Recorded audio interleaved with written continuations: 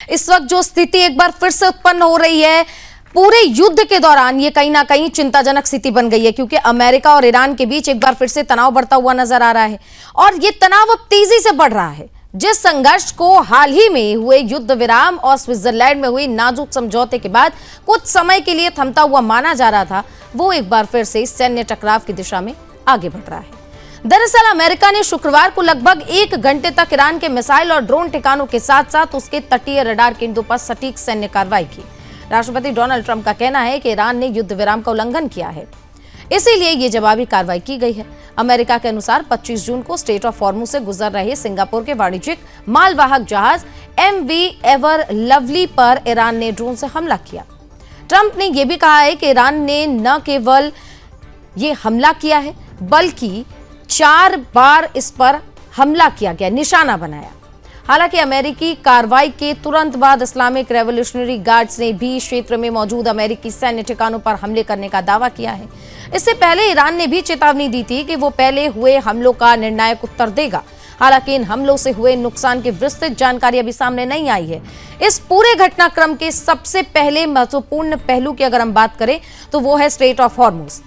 Straight of Hormuz एक स्वतंत्र रास्ता है जहां से जहाजें गुजर सकती हैं। एक समझौते के अगर हम बात करें जिसको अनक्लोज कहते हैं, इस समझौते के अनुसार यह था कि जो प्राकृतिक समुद्री मार्ग है वहां से किसी भी देश के जहाज गुजर सकते हैं, लेकिन ईरान ने एग्जिट ठानकर बैठ ही गए हैं कि वो टोल वसूलेगा। टोल कैसे वसूल सकता है, इसके क्या नियम है, वो हम आपको आगे बताते हैं। देखिए, दुनिया के सबसे व्यस्त समुद्री व्यापार मार्गों में गिना जाता है स्ट्रेट ऑफ हॉर्मुज। विश्व की कुल कच्चे तेल की मांग का लगभग 20% हिस्सा इसी समुद्री मार्ग से होकर गुजरता है। ऐसे में यहाँ किसी भी प्रकार के सैन्य तनाव केवल 2 देशों तक सीमित नहीं रहते, बल्कि उसका प्रभाव पूरे वैश्विक ऊर्जा पर पड़ता है। आपने देखा कितनी तेजी से कीमतों में वृद्धि हुई है। पेट्रोल, डीजल, LPG और कई जगहों पर किल्लत भी। तेल की कीमतों में लगातार बढ़ोतरी हो रही है। समुद्री व्यापार और विश्व की अर्थव्यवस्था पर इसका असर भी पड़ रहा है। अब सबसे बड़ा सवाल ये है कि क्या ये घटनाक्रम केवल सीमित जवाबी कार्रवाई तक रहेगा या फिर अमेरिका और ईरान के बीच तनाव एक बार फिर से व्यापक संघर्ष का रूप ले लेगा। क्या हाल ही में हुआ ये समझौता प्रभावहीन हो चुका है या इसके मायने अभी भी बचे हैं? अगर स्ट्रेट ऑफ हॉर्मुज में अस्थिरता बढ़ती है तो उसका असर पूरी दुनिया पर किस स्तर तक देखने को मिल सकता है, आज हम इसी पर करेंगे चर्चा।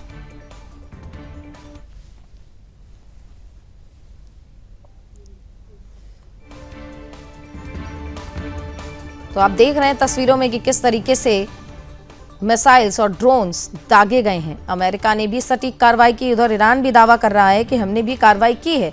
हालांकि नुकसान किसको कितना हुआ है इसका तो अभी तक आकलन नहीं हुआ है, लेकिन इसके बारे में भी जल्दी ही जानकारी आ जाएगी।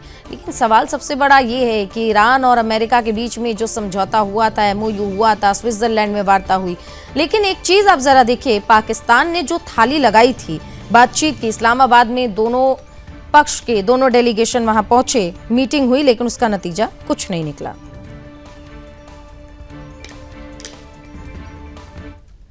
और हमारे साथ चर्चा के लिए 2 खास मेहमान जुड़ गए। शिवदान सिंह सर जुड़ गए रक्षा विशेषज्ञ के तौर पर, और R लक्ष्मी नारायण राव सर जुड़ गए विदेश मामलों के जानकार। आप दोनों मेहमानों का सुदर्शन न्यूज पर बहुत बहुत स्वागत। चर्चा की शुरुआत सबसे पहले राव सर आप ही से करेंगे। एक बार फिर से सैन्य टकराव बढ़ गया है। सबसे जरूरी बात जो हमारे साथ दर्शक जुड़े हैं वो भी ये जानना चाहते हैं कि ये जो MOU साइन हुआ था, क्या अब ये अर्थविहीन हो गया, अस्तित्वविहीन हो गया, अब इसका कोई अर्थ नहीं है और ऐसी सैन्य कार्रवाइयां अब देखने को मिलेंगी? नहीं, टैक्टिकल लेवल पे थोड़ा होगी, लेकिन ब्रॉडर जो थ्रस्ट है वो अगर दोनों देश चाहे तो ये कंटिन्यू करेगी। लेकिन मेरे हिसाब से ये जो एक्शन हुआ है, ईरान ने ऑफिशियली तो एक्सेप्ट नहीं किया है, तो ईरान ने शायद अपना थोड़ा अपना हैंड थोड़ा प्ले कर लिया है, तो इसलिए तो ये कार्रवाई उन्होंने किया है। और ये तो जब पिछले 24 घंटों में ईरान का जो हिजबुल्लाह को छोड़ के लेबनान और इजराइल और अमेरिका के बीच में एक संधि हुआ था, and Hezbollah is not a party to it, उसके अंडरस्टैंडिंग के बाद शायद ईरान को ये करना ही था। दूसरा, ये अपने जो स्ट्रेट ऑफ हॉर्मुज के ऊपर अपना एब्सोल्यूट कंट्रोल चाहते हैं, और वो कंट्रोल अगर वो चला जाता है बोलते ये अटैक किया है। हालांकि उन्होंने प्रॉमिस किया था लेकिन मेरे हिसाब से थोड़ा दो चीजें हो सकती है। एक है ईरान में अपना टैक्टिकल एक्शंस के ऊपर ईरान का गवर्नमेंट का कोई कंट्रोल नहीं है, या ईरान का जो अथॉरिटीज है अपना जो वो थोड़ा ओवर कॉन्फिडेंस हो गए, इसलिए ये एक्शन हुआ है। लेकिन लॉन्ग टर्म ट्रैजेक्टरी जो अभी तक जो प्रिडिक्शंस आए उसके हिसाब से ये टॉक तो कंटिन्यू करेगी। ठीक है। शिवदान सर हमारे साथ हैं। शिवदान सर, अभी आपने देखा कि किस तरीके से अमेरिका ने निशाना बनाया है, और न सिर्फ निशाना बनाया बल्कि आगे के लिए भी चेतावनी दे दी है कि कार्रवाई जारी रहेगी क्योंकि ईरान ने उल्लंघन किया है, जहाज़ों पर हमला किया गया है। आपको क्या लगता है, ये जो MOU साइन हुआ था, अगर उसके उल्लंघन करके ये दोनों देश एक दूसरे पर हमले कर रहे हैं तो रेस्ट ऑफ जो बातचीत चल रही है इसका क्या आधार होगा? देखिए, इस वक्त ईरान जो है फाइनेंशियली काफी डाउन हो चुका है। इस युद्ध में जितना उसका रिसोर्सेज थे सारे लग चुके हैं, और उसका एक्सपोर्ट बिल्कुल ऑलमोस्ट बंद हो गया था, जिसके कारण उसको कोई फॉरेन एक्सचेंज नहीं आ रहा था, ना उसकी जो इकोनॉमी था वो ठीक चल रही थी।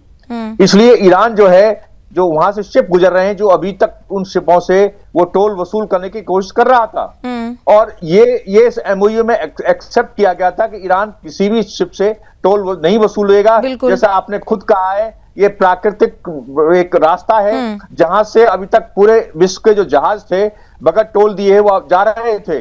और इससे क्या हो रहा था, टोल वसूलने से ईरान जो है एक प्रकार से MOU को उल्लंघन कर रहा था, और पूरे विश्व में ये मैसेज जा रहा था कि अमेरिका की बात में कोई दम नहीं है, जबकि उसने ये MOU साइन किया है कि ईरान कोई टोल नहीं वसूलेगा, फिर भी टोल वसूल कर रहा है। इसको देखते हुए अमेरिका ने ये हमला ईरान को अपना सबक सिखाने के लिए किया है, और बार बार ईरान को सबक सिखाने के लिए अमेरिका इस प्रकार के ही हमले कर रहा है। एक्चुअली क्या है कि ईरान में जो कट्टरपंथी जो सरकार है वो जो है अपना पूरा वो चलाना चाहती है, और इस युद्ध में जो MOU जो बने हैं उसमें करीब करीब ईरान को ही सफलता प्राप्त होती नजर आ रही है। जो कि जिस प्रकार के शर्तें मानी गई हैं उनमें जैसे उसके जो फंड हैं वो डिफ्रीज किए जाएंगे, और भी जो कंसेशन हैं वो उसको दिए जाएंगे। तो इसलिए जो है ईरान अपने आप को विनर मान रहा है, और इसलिए वो जो है किसी बात को ज्यादा सीरियसली नहीं ले रहा है। जबकि ये पूरे इतने सालों से ये जो रास्ता है ये सारे शिपों के लिए ओपन था, और इसका जो असर है, यदि टोल वसूल की जाती है तो पूरे विश्व में इसका असर पड़ेगा। जहां जहां पे ऑयल जाएगा वो महंगा होगा, और पूरे विश्व के जो देश हैं उनको उसको वसूल करना पड़ेगा। इससे अमेरिका की बदनामी होगी, और अमेरिका जो है अपनी जो वर्ल्ड में जो उसकी जो वो रेपुटेशन गिर रही है उसको संभालने के लिए अब वो चाहता है कि ईरान जो है इस प्रकार टोल वसूल ना करे। इसी को देखते हुए अमेरिका ने हमला किया है, और इसमें सबसे ज्यादा जरूरी है कि ईरान अपने संयम बरते। ठीक है शिवदान सर, क्योंकि आपको भी पता है कि अनक्लोज नाम का समझौता हुआ था जिसके तहत यही था कि प्राकृतिक मार्गों से टोल नहीं वसूला जा सकता, लेकिन टर्की को ये विशेषाधिकार प्राप्त है। अब ईरान भी ये कह रहा है कि हम वो सुख सुविधा देंगे और हम टोल वसूलेंगे, लेकिन अमेरिका इसके खिलाफ है। ये आगे चलकर क्या होने वाला है? क्या इस बात पर टर्की के उदाहरण के साथ में समझौता हो पाएगा? क्या ईरान की बात को माना जाएगा, या इस तरीके से ये जो युद्ध चल रहा है बात बार बार विफल हो रही है, ये स्थिति बनी रहेगी? मैं ये बात बता रहा हूँ कि दोहरा स्टैंडर्ड विश्व में इस वक्त अपनाया जा रहा है। परमाणु हथियारों के मामले में भी दोहरा स्टैंडर्ड अपनाया जा गया है। अब अमेरिका जो है पाकिस्तान के परमाणु हथियारों को तो देख नहीं रहा है, और कोई एक देश है जिन्होंने चुपचाप परमाणु हथियार बना लिए हैं, मगर अमेरिका उन पर कोई कंट्रोल नहीं कर रहा है। अमेरिका ने पाकिस्तान के परमाणु हथियारों पर आज तक क्वेश्चन नहीं किया है, क्योंकि वो अमेरिका का अपना देश है, जो उसकी अपनी भलाई के उसके हितों के लिए युद्ध अपना बीच में आ जाता है। तो इसलिए पाकिस्तान के परमाणु हथियारों पर कोई संदेह नहीं है। मगर ईरान कर इनरिच करने में, यूरेनियम को ही उसमें इनरिच करने में अमेरिका को तकलीफ हो रही है कि हो सकता है कि इस यूरेनियम से ईरान आगे चल के एटम बम बना ले। तो इसीलिए क्या हो रहा है, ये जो टोल का भी जो है वो टर्की का टोल का अभी तक किसी ने क्वेश्चन नहीं उठाया है, मगर ईरान ने जब क्वेश्चन उठाया टोल को, तो उसका क्वेश्चन उठाया जा रहा है। जब तक टर्की का टोल नहीं बंद होगा तब तक ईरान भी शायद अपना टोल बंद ना करे, और अमेरिका जो है इसको बार बार इस प्रकार से ही उस पर हमला करता रहे। तो इसलिए मुझे नहीं लगता कि ये समझौता यदि इस कंडीशन में ज्यादा चल पाएगा। ठीक है राव सर के पास जा रही हूँ। राव सर, अनक्लोज का जैसे मैंने जिक्र किया, एक समझौता हुआ जिसमें टर्की अब टोल वसूलता है। हालांकि टर्की अपने अपने यहाँ पर जो है तर्क देता है कि हम सुविधा देते हैं, बंदरगाहों पर रुकने की परमिशन तक देते हैं, उनको जो भी चाहिए हम प्रोवाइड करते हैं, इसलिए हम टोल लेते हैं। ईरान भी सेम पैटर्न अपनाने की कोशिश कर रहा है और ईरान ने बाकी देशों को भी, ओमान और आसपास के जितने भी देशों, उनको भी कह दिया है कि इसका जो फायदा होगा उसका हिस्सा हम आपको भी देंगे। जाहिर बात है, हमने देखा कि ईरान में कितना भारी नुकसान हुआ है, रिकंस्ट्रक्शन के लिए उसको पैसे चाहिए, अमेरिका पैसे दे नहीं रहा है।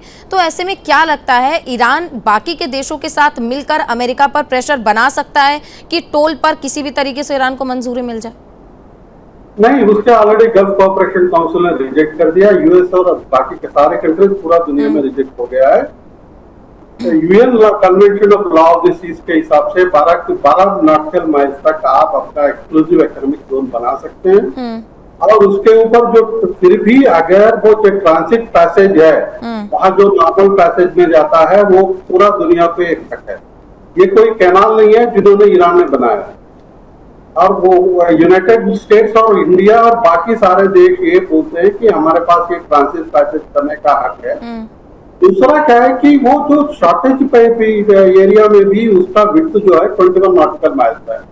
अभी जितने भी जहाज जा रहे हैं, अभी ये एवर लवली के ऊपर जो अटैक हुआ वो भी ओमान के टेरिटोरियल वाटर्स के ऊपर जा रहा है। तो ओमान के टेरिटोरियल वाटर के जो शिप जा रहा है उसके ऊपर ईरान ने अटैक किया है।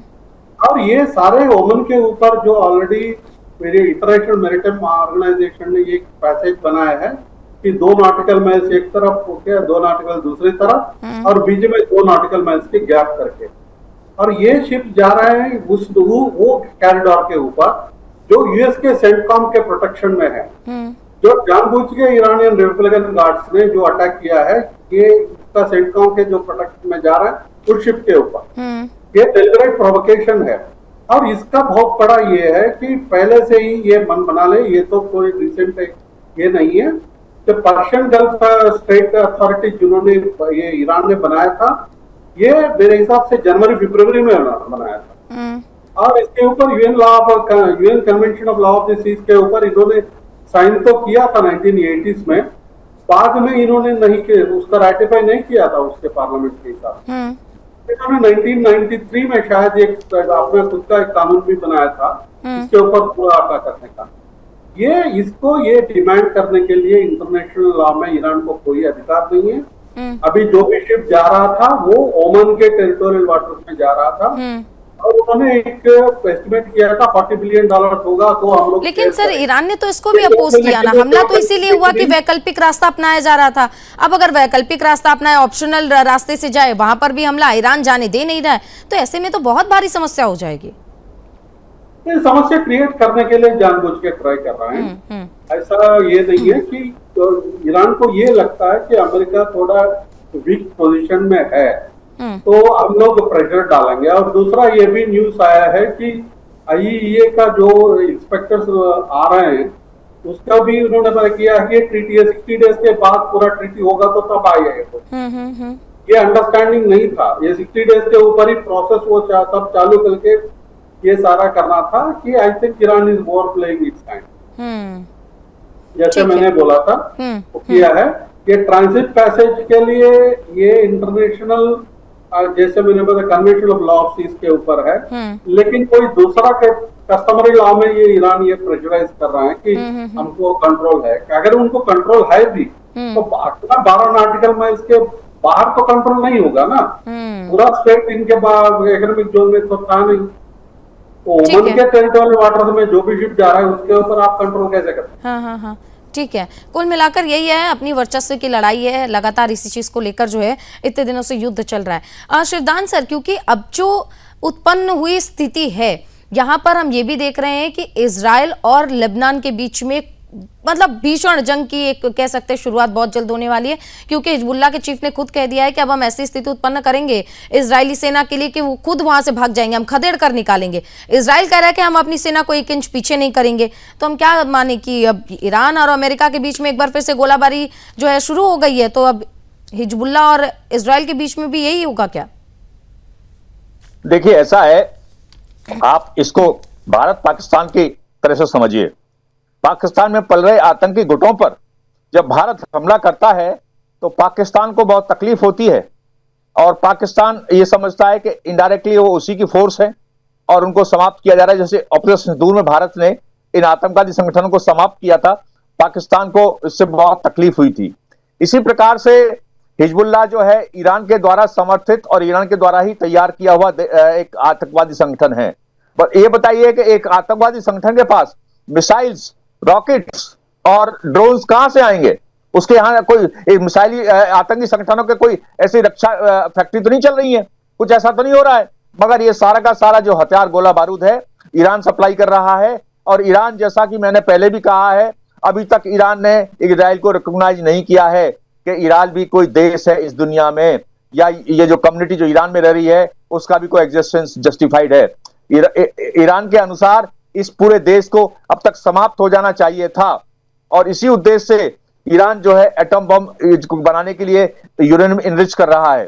तो ये जो हिजबुल्लाह और जो ने जो अपने स्टेटमेंट दिया है कि इजराइल के साथ वो इस तरह का समझौता नहीं, क्योंकि इजराइल ने जो जमीन जो कब्जे में की है उसका उद्देश्य केवल एक ही है कि जिससे लेबनान और इजराइल के बीच में बफर जोन बन जाए, जिसके कारण वो ऐसा क्षेत्र तैयार हो जाए जिसमें कि वो एक सेफ्टी एक मेजर्स ले सके इजराइल। क्योंकि इजराइल के अंदर ये बार बार जो हिजबुल्लाह के आतंकी जो हमला करते हैं और वहां की जो पॉपुलेशन है उसको टेरराइज करते हैं। तो इसलिए इजराइल अपनी एग्जिस्टेंस की लड़ाई लड़ रहा है, और उसने जो बोला है कि इस आतंकवादी संगठन को समाप्त होना चाहिए, तो इसमें ईरान को कोऑपरेट करना चाहिए। और हिजबुल्लाह और हूती और हमास जैसे आतंकी संगठन जो ईरान ने तैयार किए, उनको पूरे विश्व को दबाव डाल करके इनको खत्म करवाया जाना चाहिए। और इससे क्या होता है कि मिडिल ईस्ट में यदि आतंकी संगठन समाप्त हो जाते हैं तो परमानेंट शांति स्थापित हो सकती है। अदरवाइज यदि ये आतंकी संगठन चलते रहे तो मिडिल ईस्ट में शांति स्थापित नहीं होगी।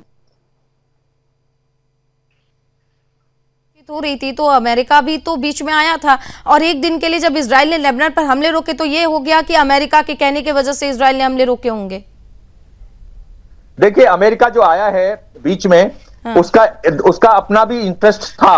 अपना इंटरेस्ट ये था कि ईरान जो था प्रभुत्व स्थापित कर रहा था पूरे मिडिल ईस्ट में, और अमेरिका को ये पसंद नहीं था, क्योंकि अमेरिका के काफी मिडिल ईस्ट के देशों में अब उसके अपने सैनिक ठिकाने हैं। आपको चारों तरफ आपने नजर डाली कि ईरान के चारों तरफ जो है अमेरिका के ठिकाने हैं।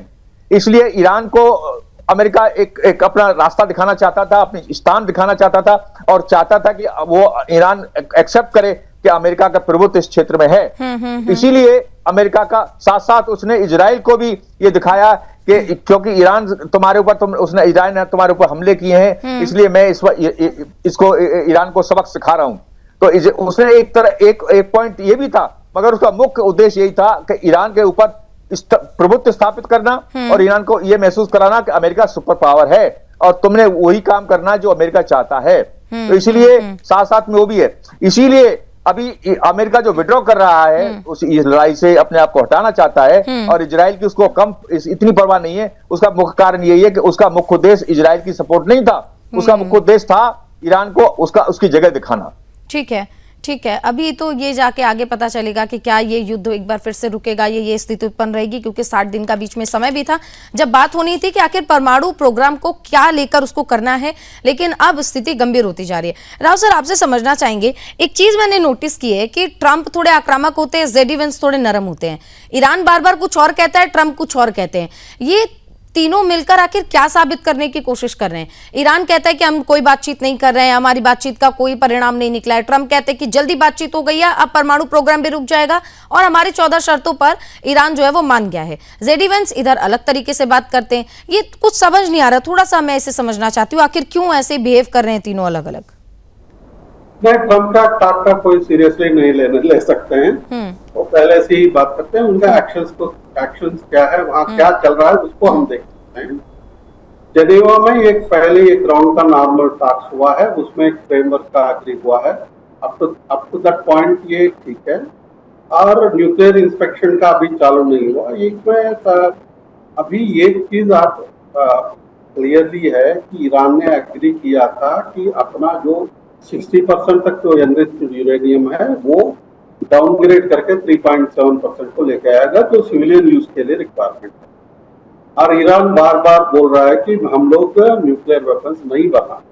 आपको ये क्लियरली अंडरस्टैंड करना पड़ेगा, Iran is a signatory of the nuclear non proliferation treaty. NPT को उन्होंने साइन किया था as a non nuclear power.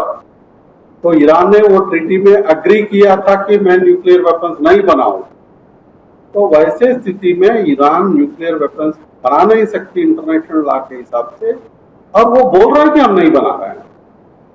तो उसमें वो अग्री किया। अभी ये इंस्पेक्शन कब चालू होगी, कैसे प्रोसेस होगा, आईईई को ये बोल रहे हैं कि हम वो आके इनमें इंस्पेक्शन करेंगे, जो साइट्स जो डिस्ट्रॉय हुआ वो करेंगे। ये ईरान बोलता है कि ऐसा कोई टॉक्स नहीं हुआ है। ये जो क्लटर में जो रिपोर्ट्स आ रहे हैं, बहुत सारे बार ये होता है कि अमेरिका में भी ये होता है, और ईरान का ये है कि स्टेटमेंट्स को बहुत ज्यादा ट्विस्ट करके ये सारे बोला जाता है। मेरे हिसाब से स्टेटमेंट्स को आप बहुत कम देखिए, ग्राउंड में एक्शन जो हो रहा है वही देखते हैं। ठीक है, तो वही वो ये होगा। ठीक है, ठीक है। तो अभी तो कॉन्फ्लिक्ट फिर चालू हो गया। इसका मेन रीजन यही है कि ईरान ने ये अटैक किया है, और ईरान ने उसका ये भी नहीं बोला कि हमने नहीं किया। अब देखे तो उन्होंने ये भी नहीं बोला और कोई खंडन नहीं किया, ये कुछ नहीं बोला। बिल्कुल बिल्कुल, ठीक है। ये इन्होंने अटैक किया है। हाँ हाँ, ये इसी वजह से तो बातचीत, इसी वजह से बार बार बातचीत विफल हो रही है। दुनिया भर में चिंता व्याप्त है कि आखिर होने वाला क्या है। शिवदान सर, आपसे भी हम समझेंगे कि अब ये जो पूरा मामला चल रहा है, एक बार फिर से दोनों के बीच में कॉन्फ्लिक्ट शुरू हुआ है, इसका भारत पर क्या असर पड़ेगा? वो ऑयल सप्लाई के द्वारा होगा। यदि दोनों के बीच इंटेंस हो जाता है, ये जो एक दूसरे पर हमला है ये तेज हो जाता है, तो वहां से जो शिप जो है, जितने भी शिप है, मालवाहक जहाज जितने भी हैं, उनका गुजरना मुश्किल हो जाएगा। और इसके कारण यदि ऑयल सप्लाई भारत की अफेक्ट होगी तो इससे भारत में क्राइसिस होगा, और चारों तरफ ऑयल का संकट जो भारत में अभी तक नहीं हुआ है वो संकट शुरू हो जाएगा। और जिस प्रकार से विश्व के अन्य देश जो हैं तेल के संकट से जूझ रहे हैं, उसी प्रकार से भारत भी जूझना शुरू हो जाएगा। और इससे क्या होता है कि हर चीज की कीमत पर असर पड़ेगा, क्योंकि जो ऑयल जो है वो हर चीज के ट्रांसपोर्टेशन में काम आता है, एनर्जी में काम आता है। इस प्रकार से क्या है, जो हर चीज के प्रोडक्शन में ऑयल की भूमिका रहती है।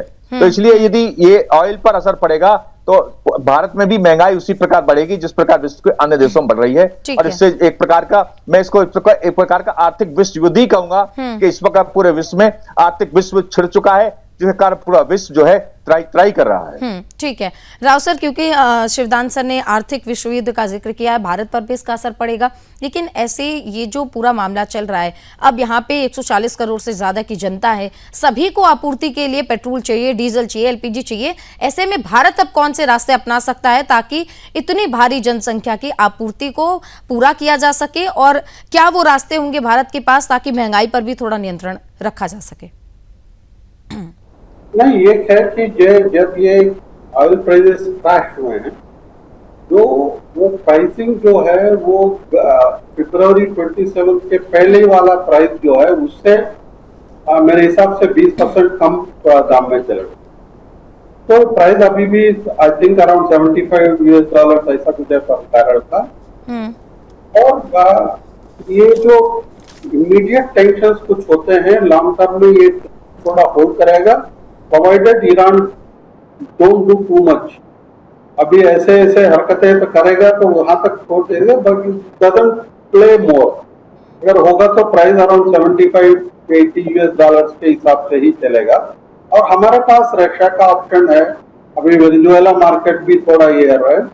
आप देखेंगे तो यूएई का जो प्रोडक्शन है वो 4.5 मिलियन बैरल तक आ गया है। तो we have option with UAE also.